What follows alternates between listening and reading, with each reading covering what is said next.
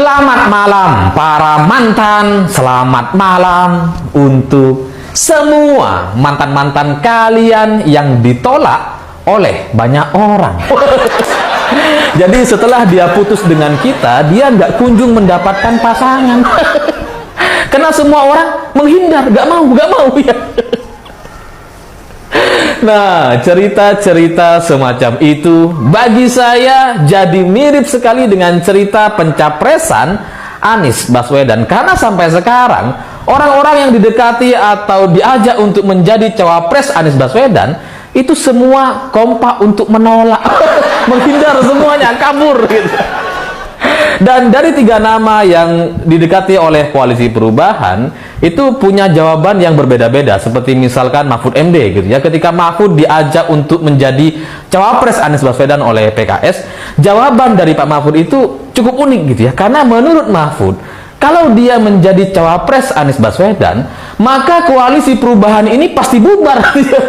Jadi supaya Anies ini tetap bisa maju sebagai capres gitu ya, supaya pemerintah itu tidak dianggap menjegal Anies Baswedan, maka posisi cawapres itu harus AHY.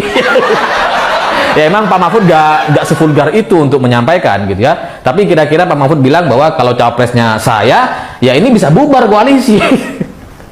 Karena menurut Mahfud MD gitu ya, penjegalan terhadap Anies itu bukan dari sisi pemerintah gitu, tapi dari internal koalisi sendiri. Yaitu ya Demokrat gitu, karena yang pengen agar cawapresnya itu AHY ya cuma Demokrat gitu. Nah, kalau bukan AHY yang jadi cawapres, ini bisa bubar. Jadi ya kayaknya Mahfud juga jengkel gitu ya, karena bagaimanapun Mahfud ini kan menteri dan bagian dari pemerintah gitu ya. Sementara belakangan ini yang coba dimainkan oleh Koalisi Perubahan adalah isu penjegalan gitu. Itu kan secara tidak langsung menyebut bahwa salah satu orang yang menjegal Koalisi Perubahan ini ya cuma juga Mahfud MD gitu ya. Makanya Pak Mahfud gak mau lah daripada ikut sama tukang fitnah. Jadi ya alasannya cukup politis. Sementara Sandiaga Uno ini agak penuh visi misi gitu ya, karena menurut Sandiaga gitu ya, dia tidak setuju dengan istilah perubahan karena apa yang dilakukan oleh Presiden Jokowi selama 8 tahun terakhir ini itu sudah sangat luar biasa dan itu harus dilanjutkan. Sehingga kalau ini kemudian mau diubah gitu ya, mau diubah dengan cara apa? Dan menurut Sandiaga, kalau ini dilakukan perubahan, maka minimal kita akan kehilangan momentum. Sementara bagi Sandiaga, yang benar adalah kita harus melanjutkan dan melakukan percepatan pembangunan. Sehingga dengan ini Sandiaga juga gak mau ikut Anies Baswedan karena istilahnya tuh koalisi-koalisi perubahan. Sementara Sandiaga masih menjadi bagian dari pemerintahan Presiden Jokowi. Sehingga ya dari sini Sandiaga juga menolak gitu ya untuk menjadi cawapres Anies Baswedan. Dan yang paling unik sebenarnya adalah jawaban dari Hovifah, karena sampai sekarang Hovifah itu tidak pernah menyampaikan alasannya secara terbuka gitu ya. Jadi kalau ditanya sama wartawan, wis ya matur nuwun gitu. Jadi nggak menyampaikan alasannya secara terbuka. Tapi menurut informasi dari orang-orang yang di sekeliling Hovifah, katanya Hovifah sudah melakukan istikharah gitu ya, atau bertanya atau beribadah, bertanya kepada Tuhan, berkomunikasi, yang pada intinya hasil dari istikharah terkait Anies Baswedan ini menurut Hovifah itu kayaknya lebih baik tetap di Jawa Timur, karena di Jawa Timur dia tetap punya istana, kira-kira gitu istilahnya gitu ya. Sementara kalau jadi Anies ini nggak jelas.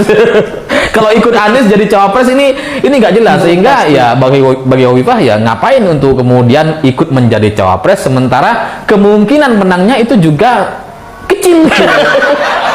Ya karena dari sisi istikharah gitu ya, dari sisi lembaga survei itu juga kan sama tuh, sesuai gitu.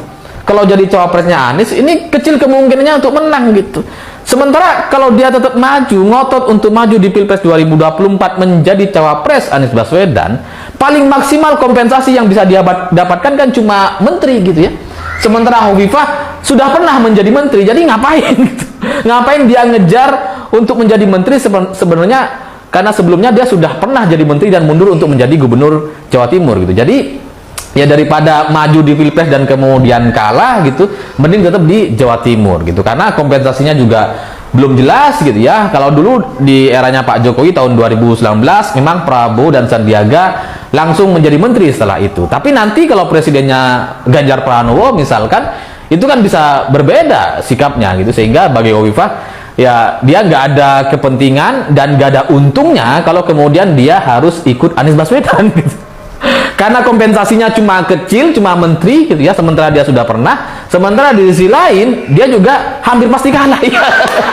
Ngapain gitu, penting tetap di Jawa Timur. Tapi selain Anies gitu ya, Khofifah ternyata juga didekati oleh Prabowo Subianto. Tapi sampai sekarang Khofifah itu belum memberikan jawaban yang lugas terkait Prabowo Subianto. Dan kalau dari informasi yang saya dapatkan, istikharah Khofifah itu baru sebatas Anies gitu, belum Prabowo. Kalau Prabowo nggak tahu gitu, atau belum dilakukan atau belum disampaikan, kita nggak ngerti. Tapi pada intinya semua nama-nama ini menolak Anies Baswedan. Dari mulai Khofifah, Sandiaga, Mahfud MD kompak menolak Anies Baswedan. Pertanyaannya, kenapa? Kenapa mereka menolak Anies gitu? Ya meskipun mereka punya alasan masing-masing, tapi pada intinya dalam analisa saya, Presiden Jokowi itu ternyata punya apa ya, orang yang sangat loyal terhadap dia gitu. Bahkan mantan menteri pun tetap loyal dengan Pak Jokowi. Khofifah salah satunya gitu ya. Apalagi yang masih jadi menteri seperti Mahfud MD dan Sandiaga Uno. Sehingga semua mereka ini, orang-orang ini itu masih tetap solid bersama Presiden Jokowi. Sehingga ini menjadi satu cerita politik yang agak menarik gitu, karena nampaknya nanti kalaupun misalkan berganti presiden gitu ya, misalkan Ganjar jadi presiden, tapi kayaknya posisi atau komposisi menterinya itu kurang lebih akan sama, akan diwarnai oleh orang-orang yang sekarang juga sudah menjadi menteri, seperti misalkan Mahfud MD tetap menjadi Menko Polhukam, PUPR tetap Pak Basuki gitu ya, Menteri Keuangan tetap Ibu Sri Mulyani, sehingga kayaknya semua menteri-menteri yang ada di kabinet Pak Jokowi itu sekarang ya solid bersama Pak Jokowi gitu, nggak mau mendukung orang yang antitesa dari Pak Jokowi. Jadi ini menarik gitu, karena ternyata nggak cuma relawan yang satu komando dengan Pak Jokowi, bahkan menteri pun ternyata juga satu komando.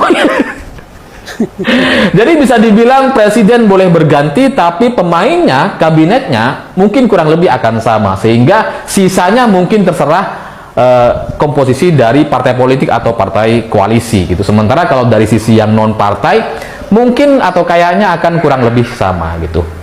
Dan khusus untuk Sandiaga Uno, kenapa Sandiaga menolak Anies Baswedan? Mungkin ada alasan yang agak personal gitu ya.